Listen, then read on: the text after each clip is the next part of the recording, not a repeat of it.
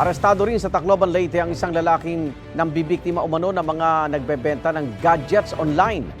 Ang modus niya ayon sa pulisya, nakikipagkita sa seller para kunin ang gadget pero hindi nagbabayad. Lagi una ka sa balita ni Bam Alegre, exclusive.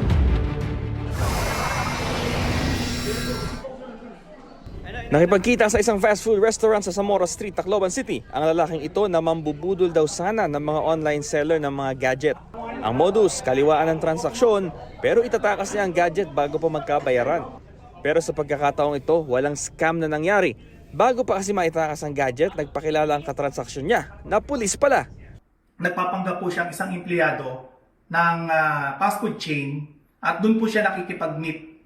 Once na mahawakan niya na po yung gadget, sasabihin niya na ipapacheck niya lang ito sa manager niya at once na makaalis siya doon sa kanilang inuupuan o yung transaction area sa loob ng establishment ay agad na po itong tatakas.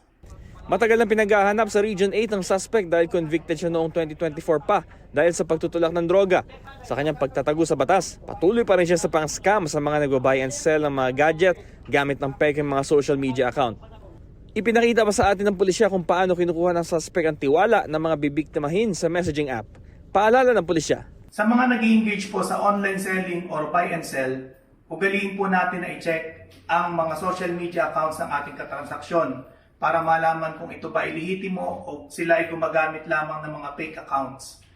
Huwag po tayong magbigay ng sobrang tiwala at ipagkatiwala ang mga gadgets na ating ibinebenta. Walang pahayag ang suspect na nasa kustodiya na ng pulisya.